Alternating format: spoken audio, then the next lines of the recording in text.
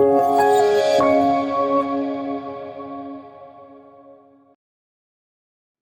everyone, welcome to the tutorial on how to create a policy using the Dike dashboard. If you're issuing thousands or millions of API keys and you wanted to change them easily, then generating a key individually can be very difficult. So what we've done is created the concept of a policy. Let's see how that works. Go to your Dike dashboard and under System Management, go to Policies. Click on Add Policy. So the policy is a way for you to predefine most of the settings of the key into one place. Now, here you have to select the API you want to give access to. I'm just going to use the pet store API that we've created for the demo. You have the option to set per API limits and quotas or path-based permissions. Now let's go to configurations and we can set a policy name. I'm going to call this pet store policy. In policy state, you have three options. Active. So all the keys are active and new keys can be created in this state. If it's in draft, all the keys are active, but no new keys can be created. In access denied, all the keys are deactivated and no new keys can be created. I'm going to change this to keys never expire. You have the option of putting in tags or metadata. Let's go ahead and create the policy.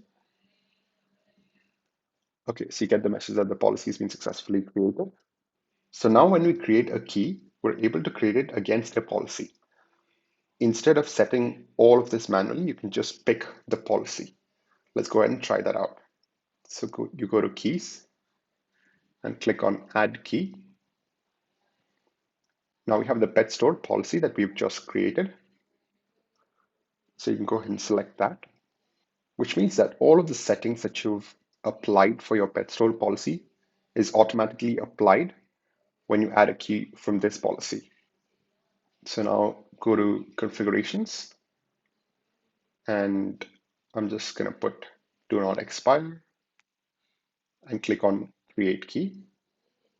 So we have the key that's been created right now. So copy your key to the clipboard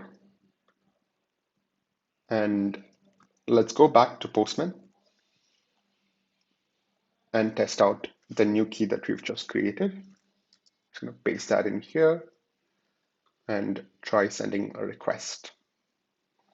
Great. So we get the same response with the key that we've created from our policy. The interesting bit about policy is that when it's changed, it'll affect all the keys associated with it. So just to show you how that works, let's go back to policy and let's maybe change something in our pet store policy that we've created here. I'm going to modify the API limits and set a rate limit to maybe 4 and click on update. Confirm that you want to update it. Let's go back to Postman. Now what we'll find is even though we've not changed the key directly, it's now subject to the rate limit of the policy that we've. So let's try sending a bunch of requests. 1, 2, 3, 4, and 5. So on the fifth one, it gives us an error which says rate limit exceeded. You get a 4 to 9 too many requests.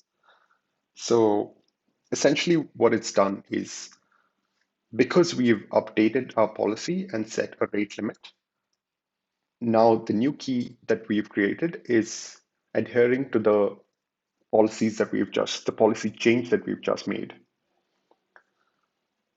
Okay, so that's been a short demo on how to create a policy for your API. Thanks for watching.